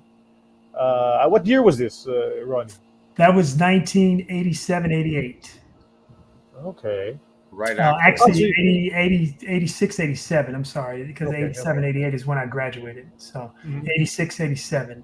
This is the photo we found that you're playing for New Orleans. The only photo that we were able to find. Like we couldn't find you in a UC Irvine jersey, and so you leave a legacy over there. Do you still go back to school? Do you help the university at all? Well, honesty, I haven't been back. I went back. I have family that lives back there, and I went back. My grandmother had passed away, but that's been some time ago. I do talk to the coach every once in a while. He was recruiting some players out here, so I was giving him some advice on that and things like that. So the challenge I had is I still have I have a 17-year-old daughter, so I have kids still, and we've kind of spread them all out. My kids are from 32 all the way to 17, and just running around chasing after them, and trying to make their lives great as best I can, and it just takes a lot. So hopefully I will start. Now that she's almost in college, I will start trying to get out a little bit more and going back and visit. But I remember my days in New Orleans and thankful. My coach passed away last year, and Benny Dees, and did go and saw some of the guys at his funeral and things like that. So, and those are some fond memories, man. I love playing in New Orleans. You do have a daughter, your namesake, Ronnie, right? She played ball too. Yeah. I have Ronnie. That's my second daughter. She played at UMass, and she played at NJIT. So she got a chance to play Division I ball. And then my third child, Naomi, played Division II ball at Malone College in Ohio. I do have a son and another daughter, and neither one of them played after high school. So it's been fun. It's been fun raising kids, but now it's, hopefully it'll get a little time for myself here coming up soon. So. Tell us about the academy, Ronnie, that you set up. Well, I used to work with Athletes in Action. It's a Christian ministry that I was involved in and did a lot of work with them. David Wood. That kind of brought me back to this area, to the Cincinnati, Ohio area every year. So what I would do is I'd go out and play basketball and then come back and live here in the summers and spend my summers here doing work with them, basketball camps. We'd set up leagues, we'd go do Bible studies, things like that. So that was a great time. And what happened is, little did I know, I was headed in the direction of having my own facility. So what happened is I was with a good church, and the church had a sports facility, and they asked me to run that facility. So I started running that facility and doing some things like that. And I started training and helping kids and all that. And I said, I like this a lot, and I think I want to try to do this. Well, in the meantime, what happened is they actually sold the church to a Christian school, and the Christian school asked me to become athletic director. And I did that just to do an interim switch for me. But I went back to, working with kids and helping them and running teams and doing camps and all that. And about 4 years after I worked with the school, I said, it's time for me to go branch out on my own. And I started to go out on my own, and I started doing that all in different places. I was at this school, over here, over there, and everywhere. Then what happened was I finally found a home, and I got a 3-court facility, and I was able to kind of grow the business. Now I'm in a 6-court basketball facility. It can do 8 volleyball courts, and I'm also into pickleball. I'm actually an avid pickleball player. Next photo, please. Yeah. So it's been fun. There we go. There you are with a pickleball paddle. Yeah. So I started Velocity Pickleball, and I'm loving it, man. I think you're gonna see me on TV one day. Got the competitive juices back in me. I actually have a tournament I play in tomorrow. And what happened is it's something I can do, and I'm not going to kill myself. And I'm still pretty athletic. I guess still got a long wingspan, and still in pretty good shape. And so I'm looking at trying to compete on the senior tour. Wow. So awesome. I got it. And again, here we go again. I'm watching all these players with all this talent. They hit the ball so smooth, and they're just, they look great. They can, take and put it over here, put it over there. And I got to work at it, man. So I bought a pickleball machine. I'm going to work in the gym every single day. I'm going to, I've been lifting weights again. I've been running. I've been doing all kind of stuff. You're serious, huh? You're serious. Serious pickleball player right there. Yeah, You've never had any major injuries too, right? Yeah, exactly. So I miss the competition. I'm competitive, and I just haven't been competitive since basketball playing, and I miss it. I miss it big time. It's the latest craze, right? In the U.S. pickleball. I've seen Even a lot here. of retired athletes. Are they playing in the Philippines? Philippines? Yeah, they're making pickleball courts all over the place. They're converting basketball courts that don't get used too much. They're putting up the little net there, and people are playing. Yeah. Oh, it's amazing. It's not yet big in the Philippines. It's not yet big in the Philippines, but there are a bunch of guys who actually are taking up our pickleball here in the Philippines as well. Talk you'd about be a 60-year-old pro, huh? 60-year-old pro. Exactly. I want to go pro, man. I want to go pro in the senior tour, and I'm excited about it. And I also want to do this. I want to bring it to kids. So that's the thing. I think the transition of pickleball is going to grow even more when the kids start playing and when they're younger. So we're going to do that at the academy somehow, some way, and just keep exploding the pickleball scene. When you have that competitive spirit, I guess it never goes away. Your body has to be doing never goes away. I'm telling you. I have two questions. I'm sorry. Good. No, go ahead, Ron. You were going to say? No, I was just going to say I every year I sit and watch the college tournament, and I get so excited. I'm ready to play. And then I watch the NBA finals. I get so excited. I'm ready to play. And it's just, I can't do it anymore. You know, and I'm like, I mean, I could play, but it's just not the same. So yeah, of course that happens. But I have two questions. The first question is, why are you wearing a Bucks shirt, Milwaukee Bucks, on the left? You know what? My best friend is Michael Porter Jr. Well, not senior. Senior. His son, he has sons. His Michael Porter Jr. just won the championship, but he has another son that's Jonte. And what happened is I wanted to take a picture with my Bucks because Jonte was playing with the Bucks, and I wanted to take a picture with my Bucks jersey. And I play with the Nuggets, and I think I took a picture with the Nuggets jersey so I could send it to Michael, to the other guy, Jonte. So that's the reason why I kept some of the old jerseys, so I pulled them out, man. Because I was wondering, what's Ronnie Thompson doing?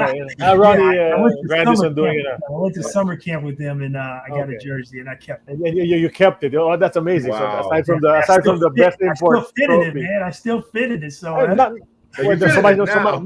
my question has to do with that, because people have been asking on the comments box anyway. Everybody knows that you eat well. You keep yourself, your nutrition. You eat the right food and all of that. And obviously, your frame, as you said, has you've grown much smaller through the years. What kind of a diet do you follow? I'm actually a vegan. I started doing that right at the tail end of my NBA career at 31, and I wasn't recovering. I just would, I could go and play all day long. And then all of a sudden I got to about 30, 31, and I just didn't want to get up and go play again. And I'm like, wow, what's going on? So somebody suggested, hey, maybe you should change your diet. And I got with a doctor, and he helped me figure that out. So, I pretty much eat raw fruits and vegetables all day long. And, and then I eat a dinner meal. But for the most part, I stay on that, and I've been doing it for a long time. And I remember,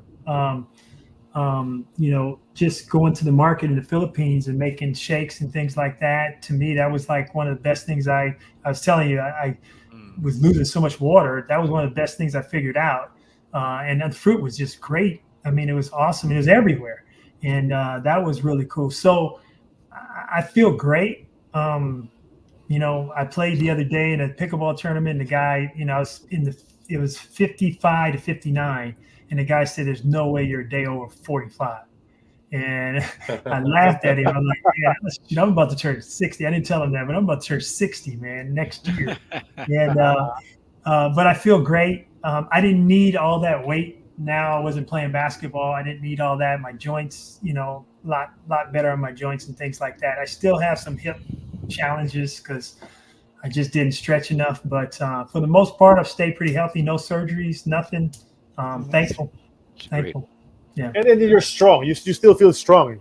Despite not eating all that. I still feel pretty strong. I'm not where I was before, but I'm pretty close. I lift weights probably 3 days a week. And like I said, I've been doing more now since I've been stretching a lot. Now that I'm playing pickleball, like I said, tomorrow I go and play tomorrow. So I got to stretch. I got to stay with it. And I think at when I turn, because the pickleball goes by the ages. So 60, I start the next phase.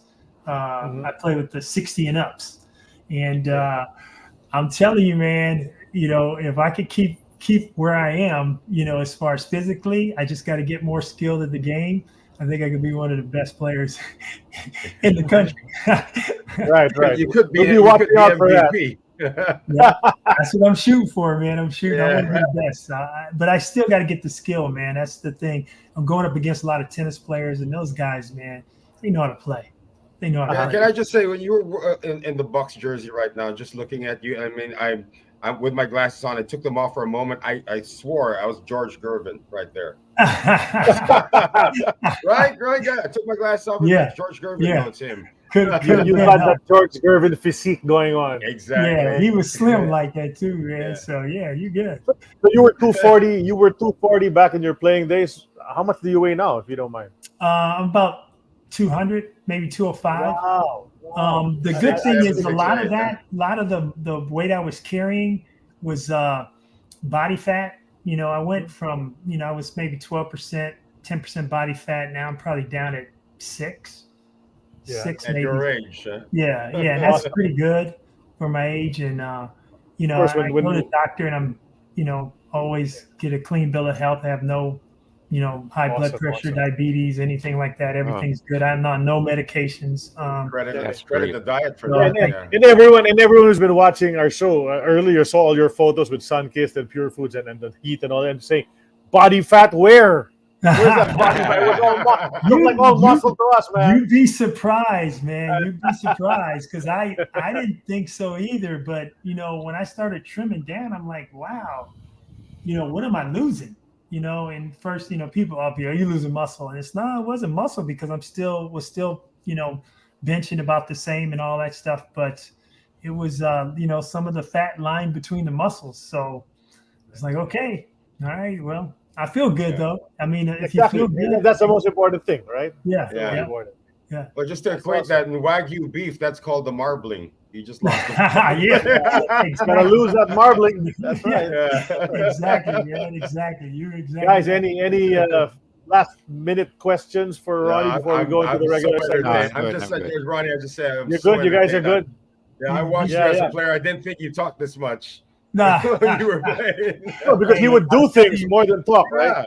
I saw a and I got to get this back out again. I saw a video of me when I was playing in the Philippines one time, and the ball went off the rim. I got the rebound, and I looked at the ref like I was gonna kill him. You know what I'm saying? And I just yelled something at him. When I compete, I'm a totally different person. It's funny. I just turn into this focused, coming after you, and I'm not necessarily looking to hurt anybody or do anything like that, but I have a job to do and I got to get it done.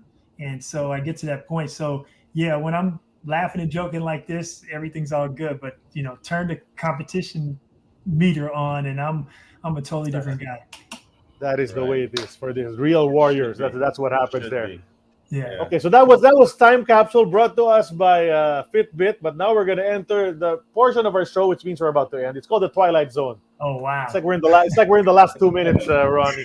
Oh, so the first segment of our Twilight Zone is a segment called X's or O's. It's brought to us by Tubinugan Farm. You got to visit that place when you come here. Your private paradise in the heart of Bukidnon. Need to relax and unwind? Why not rejuvenate and reconnect with nature right at the foot of the Kitanglad mountain range in Bukidnon? Choose from a wide range of accommodations: the farmhouse, the bungalow, the cottage, or the tulugan. Tuminugan Farm can accommodate entire families, groups of friends, backpackers, and even team building events. So go to tuminuganfarm.com to check it out. Go to their IG or FB as well. Book now and start your Mindanao adventure there today. Okay, X's or O's. I've got a list of choices for you, Ronnie. Just tell me what your choice is without explaining. Just tell me, what do you choose from all these choices? Let's go down the list. Let's go. Number 1, Chot Reyes or Derek Pumare? Derek Pumare. Derek Pumare, okay. How about this? Your veteran teammates, Yoyoy Villamin or Abby King? Albert King. Abby King, all right. He's there in Washington State, okay, right now. That's where he lives now. Okay, Vergel Meneses or Kenneth Duremdes?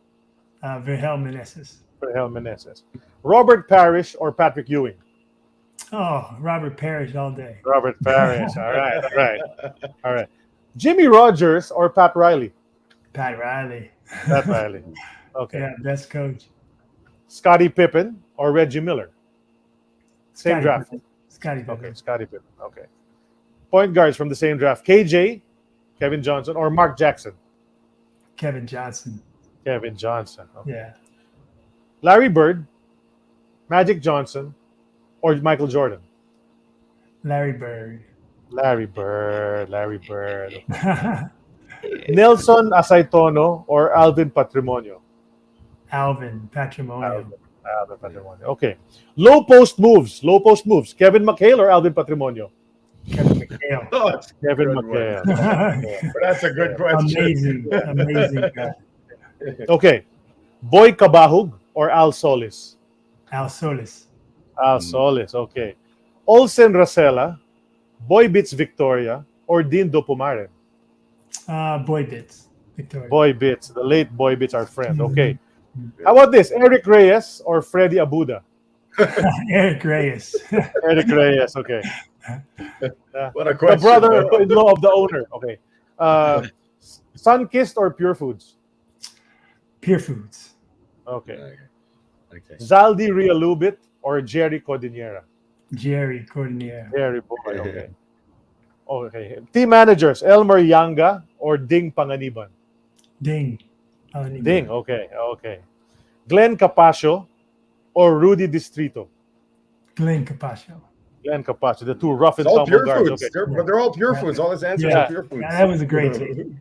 Yeah. Ronnie Tompkins or Derek Hamilton? Ronnie Tompkins. Ronnie Tompkins. Kenny Redfield or Bobby Parks? Kenny Redfield. Kenny Redfield. Okay. Mike McGee or John Best? John Best. John Best. Okay. And then the last one. Let's show the photo, please, Carly. Samuel or Larry? That's a hard one there, man. There you go. You I'll finally with got him, Laurence Charlie. Fishburne. Laurence Fishburne. Laurence Fishburne wins this one. Yeah. Okay. That's the first time we're showing that. And the first choice is Laurence Fishburne over Samuel Jackson. That's a Next good- X's that's a or good O's for choice. episode 186 of AEOB. I'll throw it over to Noel Zarate.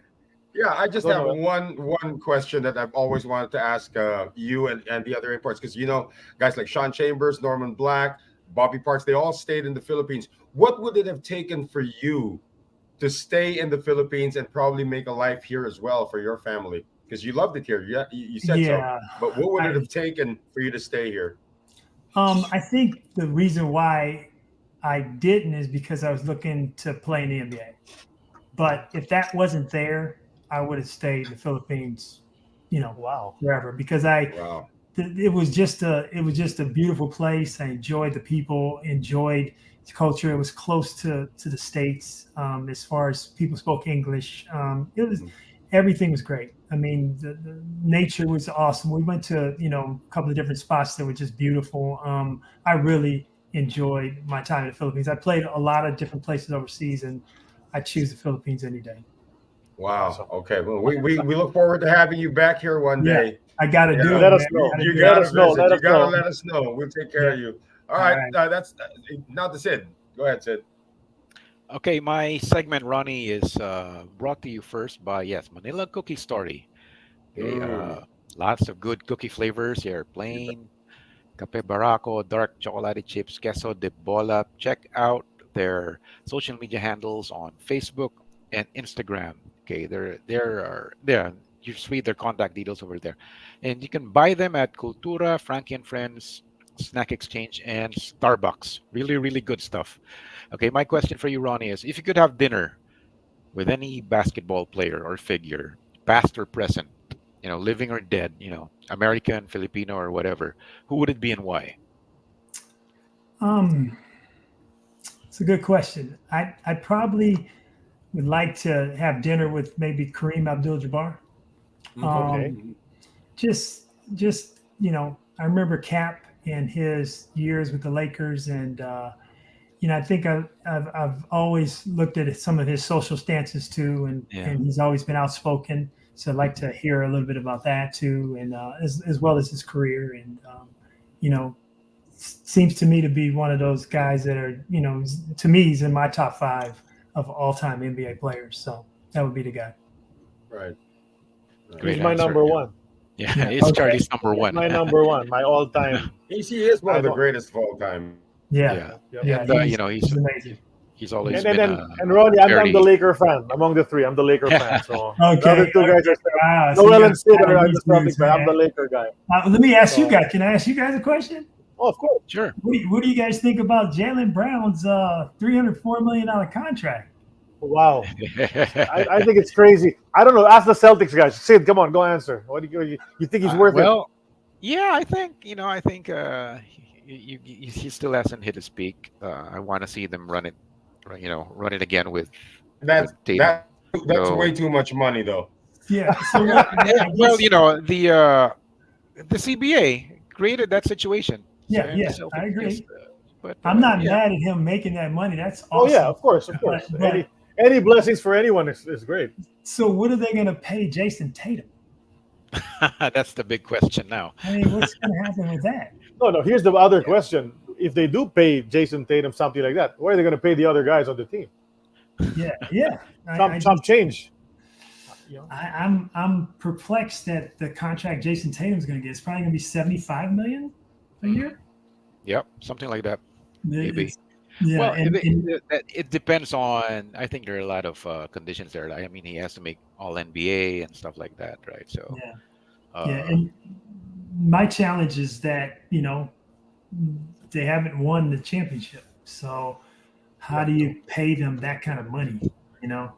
I'm not saying that they don't deserve it. I'm just saying that's a lot for your second player on the team to make. So, I'm thankful. I'm happy for every player that makes every dime they get, and but I don't know what's next for the Celtics. I'm trying to figure out. It's a fair question. Let's say they don't win it this year. What's next? What do they do after that? You know what I'm saying? It's a fair question. I think if things don't pan out, then you got to think: was it worth it? Yeah. To paying Jaylen Brown that much? Yep. And then they probably won't be able to move him, because. It's too Yeah, much. who's gonna absorb that contract? No one's gonna get that, right? So it's crazy, but I'm happy. yeah, only time will tell. Only time will tell. Yeah. Well, he's a genius anyway, so he can, do whatever. And I like Jaylen. I think he's a good player, and I think it was smart for them to retain him because I think they should run it back. I don't think that, and I like the addition of Porzingis. I think that's going to help them a lot. So, I don't know if they're the favorites, but they're in the top four. Yeah, hopefully not. Hopefully not. No. Hopefully. They'll win everything. Hopefully not. They'll win the whole thing. They'll win the Okay, whole yeah. We'll see. Okay, Yeah. sure. Okay, so that's Lakers great. are aging. So Kareem Abdul-Jabbar is the guy that he wants to have dinner with. Yeah. Very good. One last segment. Let's go. Hello, Porky. We call it Hello, Porky. This was the greeting that the famous commentator Joe Cantado would say to his son every night during the PBA games. So this is your chance, Ronnie. It's a long, the life in basketball and in sports. Anyone you'd like to greet, shout out to, acknowledge, thank, you can do that now before we let you go. Oh, as far as just anybody? Yeah, anyone. Yeah. Now's the time. I'll say this. How about my mom? I'd like to thank my mom. Strong woman, helped me, develop into the person I am today. She raised me in inner city LA, with no husband, and basically kept me on the right path and gave me the opportunities I had today. And I would say this, man, she's my rock and she's the reason. So I give her a shout out to my mom. That's it. Anyone else? That's it. Yeah, that's about it. And then my wife, of course, appreciate her being by my side and traveling with me all the way through. And I told her we're going to visit every place that we played. We're going to go back and visit when our kids are done because, we didn't really get a chance to experience it like we should. We were too busy working and trying to figure it all out. So we'll be back.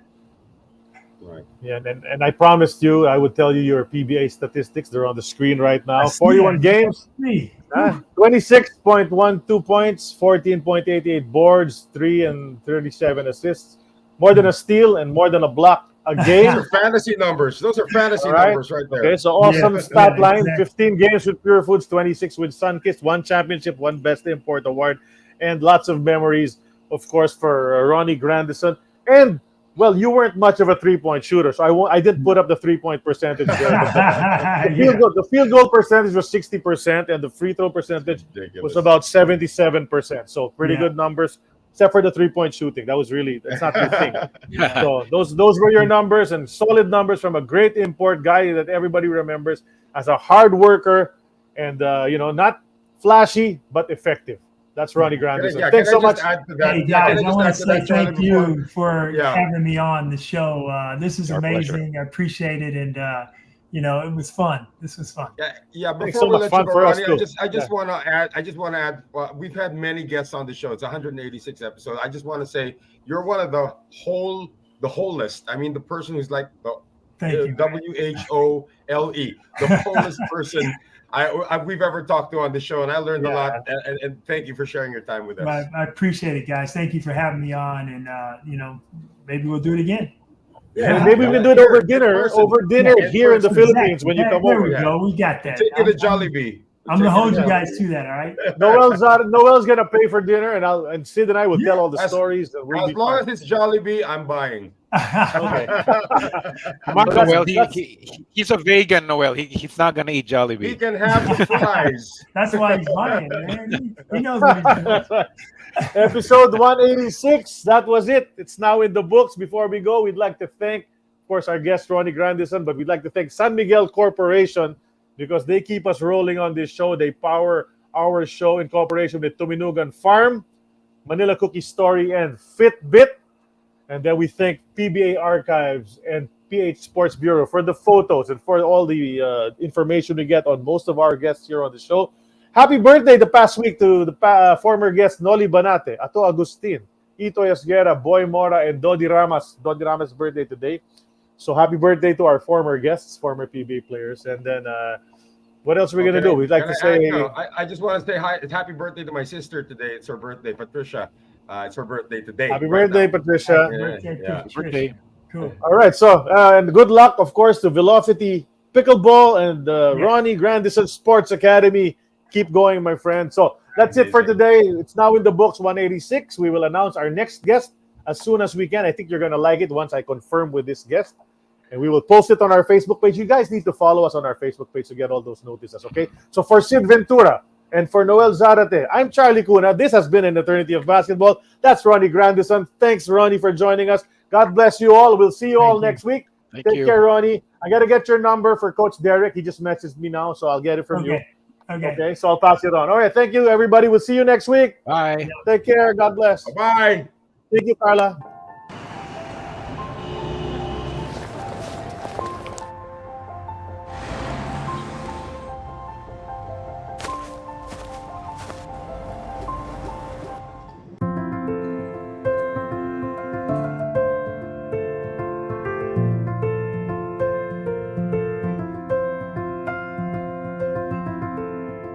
A leader in key sectors so vital to the growth of our nation.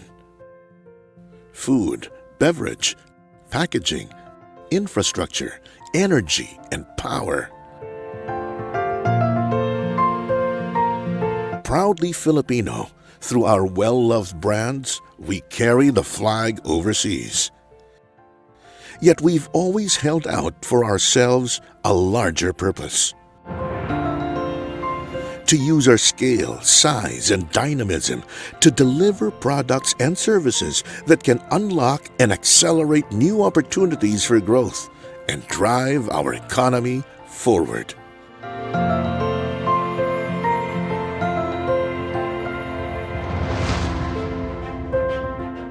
We are committed to contribute to a resilient and globally competitive Philippines, where businesses like San Miguel can use their resources and imagination to expand the economy and ensure that prosperity is widely shared.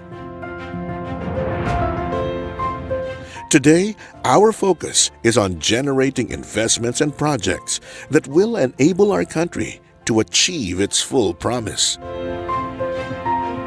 Malasakit is woven into all that we do, from ensuring that more Filipinos are food secure, have access to reliable, sustainable, and affordable energy, world-class roads, airports, mass transit, stronger communities, and greater economic opportunities. We are helping build the Philippines that can carry our 110 million strong population into a future whose defining challenges of our time will be an energy transition, resource scarcity, and the need for greater inclusiveness. As a company, we have set our sights on building the nation of our dreams. By leveraging our expertise, leadership, and reach, as San Miguel, we will do what it takes to build a better future for all Filipinos.